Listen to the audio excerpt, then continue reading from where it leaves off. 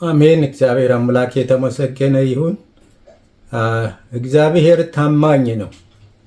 ታማኝነቱ የማይቀይር የማይለውጥ እንደ እግዚአብሔር ያለ ማንም የለም። እግዚአብሔር አምላካችን የተመሰገነ ይሁን። ዛሬ ደግሞ የእግዚአብሔርን ቃል ወገኖቼ አብረን እንካፈላለን። የእግዚአብሔር ቃል አያረጅም። የእግዚአብሔር ቃል ሁልጊዜ አዲስ ነው እና ዛሬ አብረን የምንካፈለው የመልእክት ርዕስ ኪዳኔን አላረክስም የአፌንም ቃል አልለውጥም ይላል እግዚአብሔር። እግዚአብሔር ለሰው ልጆች የገባውን ቃል ኪዳን የማይለውጥ አምላክ ነው። አምላካችን የታመነ አምላክ፣ ሁልጊዜ የተናገረውን የሚያደርግ፣ ለሰዎች የገባውን የተስፋ ቃል የሚፈጽም፣ እንደ ሰው ስላልሆነ የማይዋሽ እግዚአብሔር ለሰው ልጆች የሰጠውን ኪዳኔን አላረክስም ይላል። ኪዳኔ ቅዱስ ነው። ኪዳኔ የከበረ ነው፣ ርካሽ አይደለም። ስለዚህ ቃሌንም አልለውጥም ይላል። እግዚአብሔር የተናገረውን ቃል አይለውጥም። እግዚአብሔር የተናገረውን አይዋሽም። እግዚአብሔር የእውነት አምላክ ስለሆነ እውነት የተናገረውም ቃሉም እውነት ነው። የተናገረውን የሚያደርግ እግዚአብሔር ኪዳኔን የሚጠብቅ እግዚአብሔር ኪዳኑን አያረክስም። የአፉን ቃል የገባልንን ቃል ኪዳኑን የማይቀይር አምላክ ነው የምናመልከው። ስለዚህ ቃሌን ተናግሬአለሁ፣ ለሕዝቤ የተስፋውን ቃል ኪዳን ሰጥቻለሁና ቃሌ ከአፌ ወጥቷልና አልለውጥም ይላል እግዚአብሔር። አልለውጥም ወይም አልቀይርም ወይም አይሽርም ብሎ ይናገራል። የማይለውጥ እግዚአብሔር፣ ቃሉን የሚያከብር እግዚአብሔር እና ስለዚህ ሊለውጠው አልችልም አንዴ ተናግሬአለሁና ብሎ ይናገራል። ወገኖቼ እግዚአብሔር የገባልን የሕይወት ለዘላለም መልካሙን ኪዳን በሕይወት ለዘላለም ከእርሱ ጋር እንድንኖር የተስፋውን ቃል ኪዳን የሰጠንን እግዚአብሔር፣ የማይቀይር ቃል ኪዳኑን የጠበቀ እግዚአብሔር፣ እኔና እናንተ ስንት ጊዜ ቃል ኪዳኑን የእግዚአብሔር የተቀበልነው ቃል ኪዳኑን አፈረስ ነው። ስንት ጊዜ እግዚአብሔርን አሳዘን ነው። ስንት ጊዜ እግዚአብሔርን በደል ነው። እግዚአብሔር ግን ይሄንን ኃይል ብሎ ቆጥሮ ጥፋታችን እያንዳንዱ በቁጥር አስቀምጦ ይሄንን ኃይል ቀን በድላችሁኛል፣ ይሄንን ኃይል ቃል ኪዳኔን አፈረሳችኋልና ከእንግዲህ ወዲህ አበቃላቸው ብሎ እግዚአብሔር አልተወንም። ምክንያቱም እግዚአብሔር የምሕረት አምላክ ነው። ደካሞች መሆናችንን ያውቃል። እግዚአብሔር ግን እኛን ደካሞችን መልሶ በቤቱ ከፊቱ እንድንገኝ የሚረዳን የሚያበረታን፣ በምሕረቱ ደግፎ በቤቱ የሚያኖረን አምላክ ነው የምናመልከው። ይህንን አምላክ እግዚአብሔርን ብንከተለው ተስፋ ብናደርገው ለእኛ መልካም ነው። እግዚአብሔር ቃሌን አልለውጥም፣ ቃል ኪዳኔን አላፈርስም፣ የአፌንም ቃል አልለውጥም፣ ልሽረው ወይም ልቀይረው ዘንድ አልችልም ብሎ የሚናገረው እግዚአብሔር ለእኔና ከእናንተና ከኔ ጋር የገባው ቃል ኪዳን ከኃጢአት ሞትና ከኃጢአትና ከዘላለም ሞት ማዳኑን አልቀይርም ብሎ ይናገራል። ኃጢአትን ከኃጢአትና ከዘላለም ሞት ነፃ ማውጣቱን አልቀይርም አልጸጸትም ብሎ እግዚአብሔር ይናገራል። እምነትና የዘላለምን ሕይወት አልቀይርም፣ የሰጣችሁን እምነትና የዘላለምን ሕይወት አልቀይርም ይላል እግዚአብሔር። ሰማያዊ ፍቅር በረከቴንም ከእናንተ አልወስድም ወይም አልለውጥም ይላል እግዚአብሔር። ስለዚህ በጥበቃ ጥበቃዬንም ምሬቴንምና ተስፋዬንም ከናንተ አልወስድም። ስለዚህ አልቀይርም። የሰጠዋችሁን የተስፋ የኪዳን ቃል ኪዳኔን አልወስድባችሁም፣ አልቀይርም። ጥበቃውን አላነሳም። የሚመራችሁን ምሬቴንም ከናንተ አልወስድም። ተስፋዬንም የሰጠዋችሁን ተስፋዬንም ከናንተ አልቀንስም ይላል እግዚአብሔር። እግዚአብሔር በቃሉ የታመነ ነው፣ ያለውን ያደርጋል። ወገኖቼ እኔና እናንተ ዛሬ አምሮብን ሰላም አግኝተን ጤና አግኝተን ወጥተን ገብተን በሕይወት መኖሪያችን ከታላቁ ምሕረት የተነሳ ነው። ከኛ ብርታት በሕይወት አልኖርንም። በእኛ ብርታት መልካምን ነገር አላገኘንም። በእኛ ብርታት ሁሉንም አልተሻገርንም። እግዚአብሔር ግን ሁሉን አሻገረን፣ በሕይወት አኖረን። የሚያስፈልገንን መልካም ነገር ለሕይወታችን ሰጥቶናል። እግዚአብሔር በምሕረቱ በቤቱ ከታላቅ ምሕረቱ የተነሳ አልጠፋንም፣ በቤቱ አኑሮናል። እግዚአብሔር አምላክ የተመሰገነ ይሁን። በጽድቅ እንዲኖሩና በጽድቅ እንዲኖሩና ጠላቶቻችሁንና ዓለምን ያሸነፉበትን አቅሜን ወይም ጉልበቴን ከእናንተ አልወስድም ወይም አልቀንስባቸውም ይላል እግዚአብሔር። እንዲህ ያለው አምላክ ነው የምናመልከው። ብንወደውም ባንወደውም እግዚአብሔር ሁል ጊዜ የተወደደ አምላክ ነው። ስለዚህ ስለተደረገልን ምስጋና በምስጋና በፊቱ ብንቀርብና ስለተደረገልን ነገር ሁሉ ክዳኑን ከኛ የማይወርስ በጥፋታችን በበደላችን ክዳኑን የተስፋውን ቃል ከኛ የማይወስድብን እግዚአብሔር ክዳኑንም የማያረክስ የማያሳንስ እግዚአብሔር የተናገረውንም ቃል የማይለውጥ እግዚአብሔር አልለውጥም ይላል። የአፌንም ቃል አልለውጥም ብሎ እግዚአብሔር ይናገራል። እግዚአብሔር አምላክ የተመሰገነ፣ እግዚአብሔር የታመነ አምላክ ስለሆነ በዘፍጥረት ምዕራፍ 9 ቁጥር 15 እንዲህ ብሎ ይናገራል።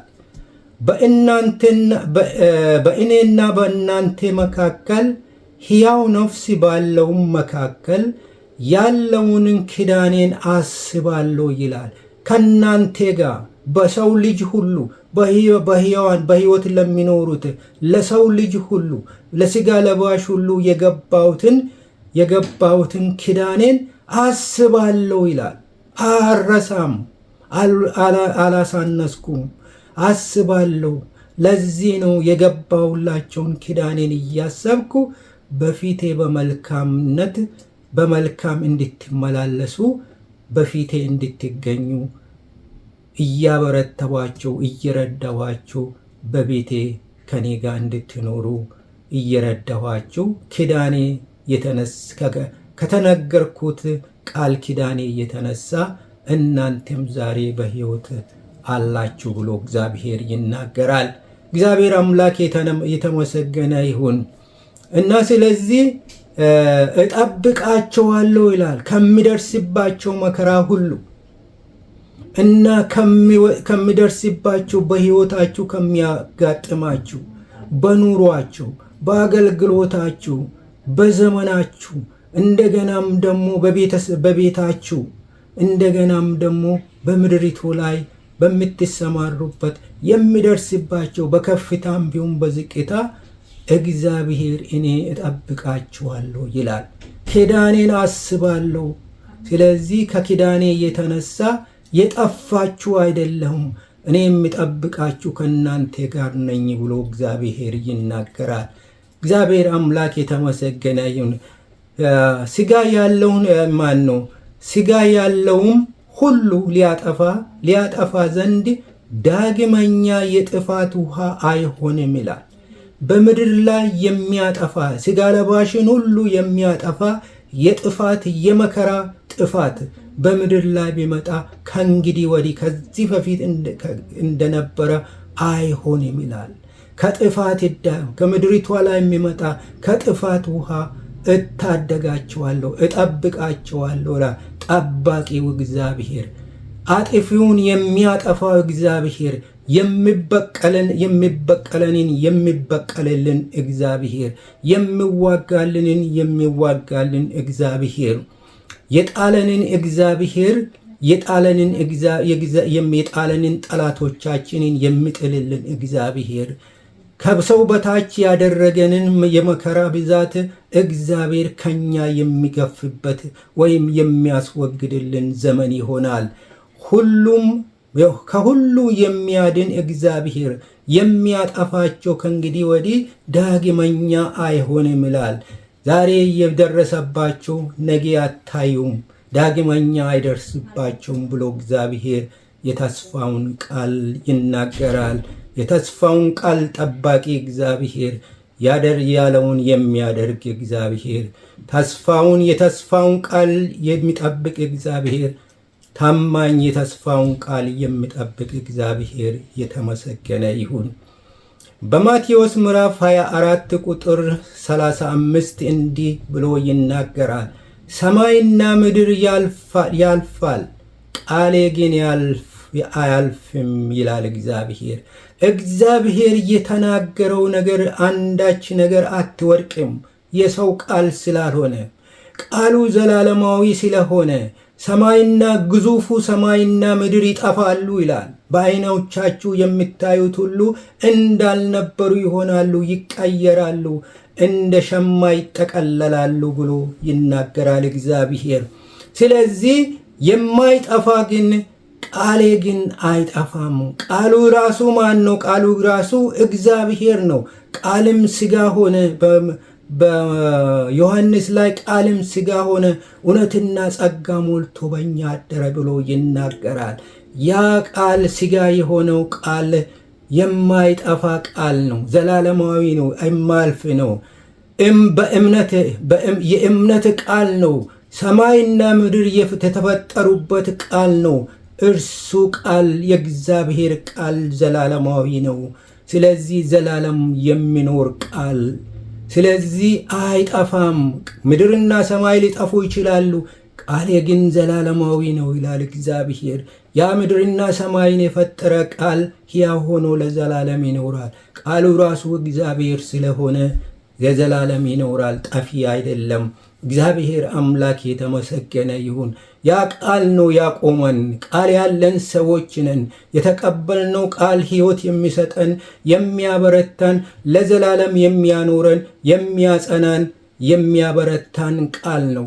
ጠላቶቻችንም ደግሞ ይህንን ቃል በዚህ ቃል የምናሳፍርበት ወይም የምናሸንፍበት ቃል ነው እግዚአብሔር የሰጠን። እግዚአብሔር አምላክ የተመሰገነ ይሁን።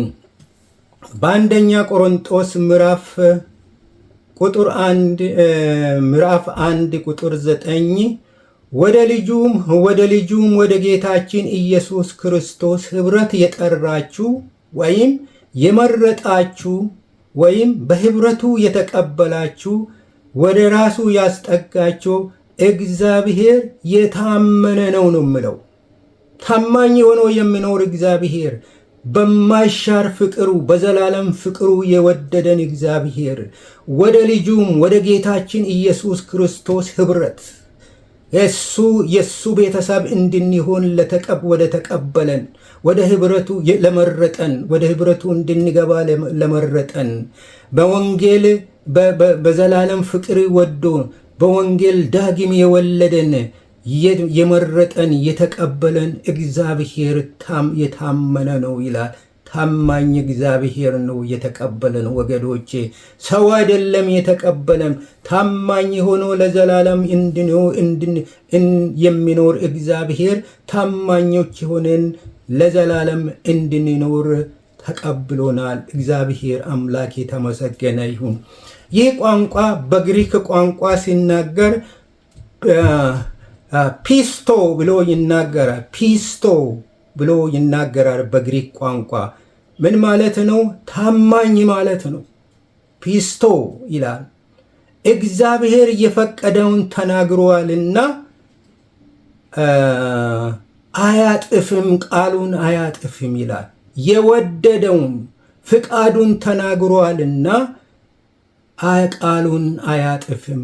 እውነተኛ ስለሆነ የጸና ታማኝ ፍቃዱን ተናግሯልና ታማኙ እግዚአብሔር የፈቀደን የወደደውን ተናግሯልና አያጥፍም ብሎ ይናገራል። እግዚአብሔር አምላክ የተመሰገነ ይሁን። በጸጋ የተፈጠሩት ወይም በጸጋ የዳኑት ሕዝብ ከእርሱ ጋር እንዲኖሩ ይህንን የተስፋ ቃል ወይም የተስፋውን ኪዳን የሰጠው እግዚአብሔር እንዲኖሩ ነው። በሁለተኛ ጢሞቴዎስ ምዕራፍ 4 ቁጥር 18 እንዲህ ይላል፣ ጌታ ከክፉ ነገር ሁሉ ይጠብቀኛል፣ ለሰማያዊም መንግሥት ያበቃኛል ይላል ጢሞቴዎስን ሐዋርያው ሲናገር። ስለዚህ ሲናገር በጌታ የታመነ ታማኝ የሆነው እግዚአብሔር ቃሉን የተስፋ ቃል የሰጠኝ እግዚአብሔር የታመንኩበት እግዚአብሔር ቃሉን የማይል የተስፋውን ቃል የማይለውጥ እግዚአብሔር ታማኝ ሆኖ የሚኖር እግዚአብሔር ከክፉ እኔም ታምኘዋለሁና ከክፉ ነገር ሁሉ ይጠብቀኛል፣ አምነዋለሁ። ቃሉን አምነዋለሁ። ተስፋውን ሰጥቶኛል። ኪዳኑን የተስፋውን ኪዳን ሰጥቶኛል። ከክፉ እንደሚጠብቀኝ አምናለሁ። ለሰማያዊም መንግሥት ያበቃኛል ይላል። በምድር ላይ ዛሬ ሲኖር በመጨረሻ ግን ከእርሱ ጋር እንደሚኖር በሰማይ ከእርሱ ዘንድ እንደሚኖር አምናለሁ። ለዛም ብቁ ያደርገኛል። ብቁ የሆነ አምላክ ታምኛለሁና ከእርሱ ጋር ለመኖር ብቃት ይኖረኛል ብሎ ይናገራል።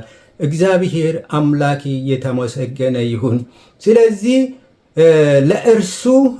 ለእርሱ ከዘላለም እስከ ዘላለም ክብር ይሁን፣ አሜን ይላል። ስለዚህ ለዚህ ታማኙ የተስፋውን ቃል የሰጠኝ እግዚአብሔር ለእርሱ ለዘላለም እስከ ዘላለም ክብር ይሁን። ክብር ይገባዋል። እኔ የማይገባኝን ክብር የሰጠኝ ጌታ ክብር የሰጠኝ ሁሉ ክብር የሆነኝ ሁሉ ክብሩ ከዘላለም እስከ ዘላለም ለእርሱ ይሁን ብሎ ይናገራል። እግዚአብሔር አምላክ የተመሰገነ ይሁን። ዳዊትም ሲናገር በእግዚአብሔር የታመነው ሲናገር በመዝሙር 19 ቁጥር 13 እንዲህ ይላል። ዳዊትም የድፍረት ኃጢአት እንዳይገዛኝ ብሎ እግዚአብሔርን ይለምናል አምላኩን። የድፍረት ኃጢአት በቅድስና ከአንተ ጋር እንዲኖር እባክህ የሚያስቸግሩኝ በሥጋዬ በውስጤ ያለው የድፍረት ኃጢአት እንዳይገዛኝ ባሪያህን ጠብቅ፣ በዛን ጊዜ ፍጹም ይሆናለሁ ብሎ ይናገራል። አንተ ስትጠብቀኝ ከድፍረት ኃጢአት ስትጠብቀኝ ባሪያን ስታበረታ ባሪያውን ስትደግፎ ስትረዳ ያን ጊዜ ግን ፍጹም ወይም ንጹሕ ሆኜ በፊት ይኖራለሁ ይላል። አንተ ስታግዘኝ እባክን እርዳኝ፣ ደግፈኝ። ምክንያቱም በድፍረት ኃጢአት አውቄም ሳላውቀውም በድፍረት ኃጢአት እያወቅኩ በድፍረት የሚሰራቸው ኃጢአቶች እያሸነፉኝ ኃጢአት እናንተን እንዳላሳዝን ባሪያህን ጠብቅ፣ ያን ጊዜ ፍጹም ይሆናለሁ ብሎ ይናገራል ዳዊት። ወገኖቼ እኔና እናንተን የጠበቀው እግዚአብሔር ነው። እንደ ብርታታችን አይደለም ያልነው። እስከ ዛሬ ጠብቆ በቤቱን ያኖረን እያበረታን እየወደቅን እየተነሳም ጌታ እያነሳን ጌታ እያበረታን በቤቱ ያኖረን ከእርሱ ብርታት የተነሳ ዛሬም በቤቱ አለን። ከእግዚአብሔር ጥበቃና ምሕረቱ ታላቅነት የተነሳ ዛሬም በፊቱ ሆነን ስለ እሱ መልካምነት እንናገራለን። እግዚአብሔር ይባርካችሁ።